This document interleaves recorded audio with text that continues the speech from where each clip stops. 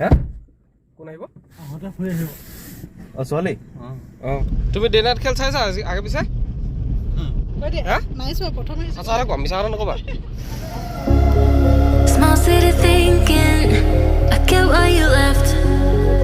Small-minded people sure know how to drink. I came to the party, I laughed at the jokes she made. I wish that I hadn't, 'cause now the joke's on me. I didn't come here just so I could watch you make a mess.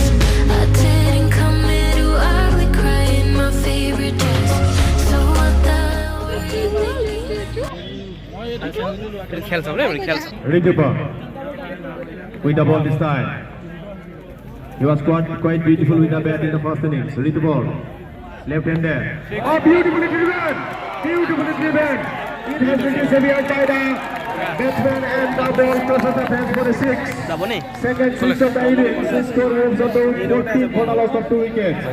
Aditya 11 now making a good comeback in the third over. 14 runs have been scored. It was a beautiful shot on the leg side. Riddipa once again. Another shot. Straight right, but to the long one fielder. There is protection and just a single this time. Score moves on to 15 with that single. 15 for the loss of 2 wickets.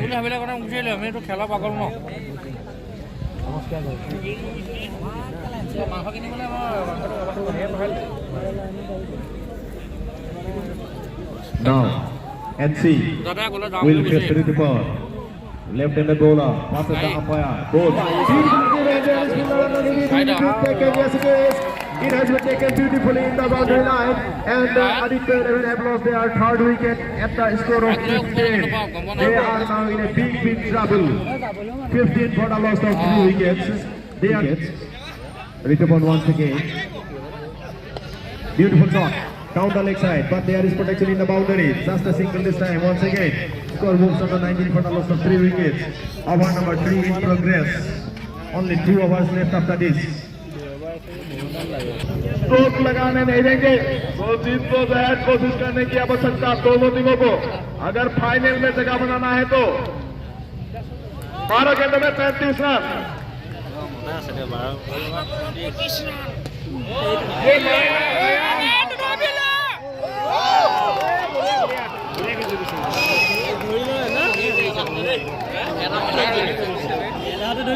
Run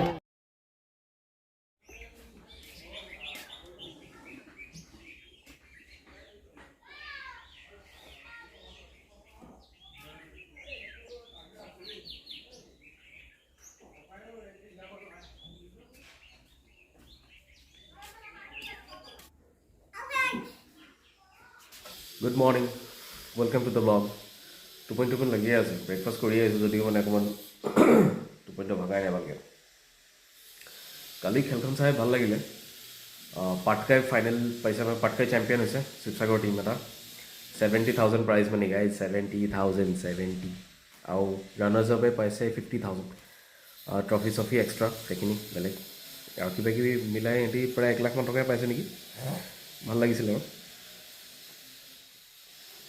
কিন্তু কথাটো হৈছে guys মোৰ এই ধৰণৰ খেলত এটা মোৰ মানে এটা প্ৰব্লেম আছে মানে এইটো মোৰ অপিনিয়ন আপোনালোকে কি ভাবে জনাবচোন কথাটো আপোনালোকে কি ভাবে মানে এনেকুৱা টাইপ হ'ব লাগে নে নালাগে মানে কি হয় আজিকালি কথাবিলাক খেলখন চাওক ক্ৰিকেট খেলখন 50 অভাৰ খেলত যিমানখিনি শ্বটছ ওলায় গোটেইকেইটা টিমৰ মানে গোটেইকেইটা প্লেয়াৰৰ মেক্সিমাম চান্স থাকে মানে কিন্তু 20 অভাৰ IPL হোৱাৰ লগে লগে ধৰি লওক সেইটো অকণমান কমি গৈছে এতিয়া লাহে লাহে গাঁৱে ভূঞে মানে সৰু জেগাবিলাকত আমাৰ কি হৈছে 6 অভাৰে গুচি আছে খেলটো 6 অভাৰ 5 অভাৰ 4 অভাৰ দেখি কালি খেলা ডে নাইট খেলখনত 4 অভাৰো খেল খেলাইছে বহুত কিছুমান তো 4 অভাৰত খেলটো পুৰা এগ্ৰেছিভ খেলেই হ'ব ইয়াত আপুনি ষ্টাইলিছ মানে ক্ৰিকেটিং শ্বটছ একো নাপায় যি বলে নিদিয়ক যিটো লেংথৰ বলে নিদিয়ক আপুনি 6 মাৰিব লাগিব তাত কাৰণ স্ক'ৰ হ'ব লাগিব বহুত বেছিকৈ সো সেইটো হলে মানে কি হয় খেলটো হেৰাই গুচি যায় মোৰ দৃষ্টিত আৰু মই ভাবো মানে সবে এই কথাটো ভাবিব ক্ৰিকেট খেলা সব লৰাই যে প্ৰতিটো বল যদি 6 মাৰিবলগীয়া হয় তেতিয়া তুমি 6 মাৰিবলৈতো তুমি ড্ৰাইভ কৰিব নোৱাৰা 6 মাৰিবলৈতো ফ্লিক কৰিব নোৱাৰা 6 মাৰিবলৈ ডিফেন্স কৰিব নোৱাৰা সো প্ৰত্যেকটো বল মানে কিমান স্পীডত আহিছে বলটো, কিমান কি লেংথত আহিছে, কিমান কোনটো লাইনত আহিছে, একো নোচোৱাকৈ চব ঘূৰা 6 হ'ব লাগে মানে। চ' খেলটো সেইটো হোৱাৰ লগে লগে কি হয়, আৰু বেটছমেনো হাৰ্ডলি 6 যদি হৈ থাকে কণ্টিনিউ 4 অভাৰ খেলত, কেইটা আউট হ'বনো? তেনেকৈ আউটো নহয় বেছিকৈ, 3টামান আউট হয় খুব বেছি, চবেই বেট ধৰিবলৈও নাপায়, আৰু খেলটো অলপ বেলেগ টাইপ হৈ গৈছে। 2 নম্বৰ কথাটো হৈছে যে আজিকালি খুব ভেৰণীয়া ছিষ্টেমটো বেছিকৈ চলিছে অলপ, আগতেও আছিল চাগে, কিন্তু এতিয়া এটা টীমত 8টা ল'ৰা থাকে বাহিৰৰ, মানে সেইটো মই আমাৰ নিজৰ টীমটোৰ উদাহৰণে দিওঁ, এইটো মই তাক ছাজেষ্ট কৰিছিলোঁ, কিন্তু অলপ মতবোৰ নিমিলিলে। আমাৰ টীমটো খেলি চাগে 3টা ল'ৰা আমাৰ টীমৰ অকল, বাকী 8টা ল'ৰা বাহিৰৰ পৰা অনা হৈছে। চ' সেই 8টা ল'ৰাকটো পে' কৰিব লগা হৈছে।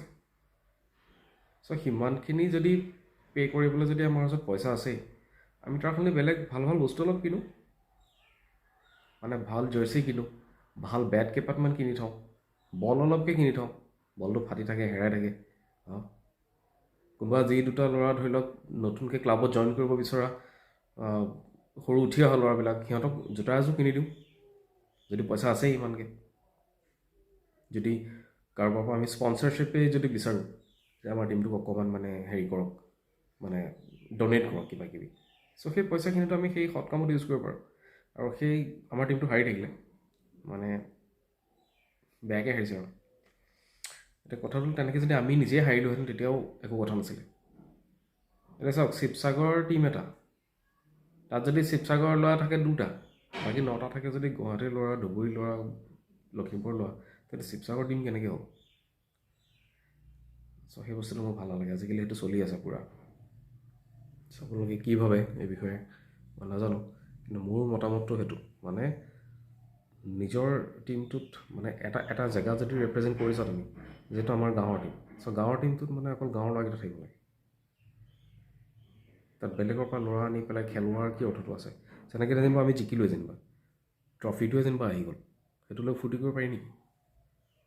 কোনোবাই 8টা 9টা ল'ৰা আহি পেলাই আমাৰ মানে খেলখন খেলি জিকাই থৈ গৈছে, আমি জিকা নাই, তো আমাক জিকাই থৈ গৈছে। চ' সেইটো লৈ পেলাই এটলিষ্ট মইতো ফূৰ্তি কৰিব নোৱাৰোঁ তেনেকৈ, যে মোৰ নাম লৈ বেলেগে পৰীক্ষা দিব আৰু সি ডিষ্টিংশ্যন পাব, মই বাবা ল'ম, নালাগে। তাতকৈ মোৰ 2nd ডিভিজনেই ঠিক আছে বা 3rd ডিভিজনেই ঠিক আছে, বা যদি প্ৰথমবাৰ ফেইল কৰোঁ, নেক্সট টাইম আকৌ কষ্ট কৰি পেলাই পৰীক্ষা দিম, তেনেকৈ ঠিক আছে।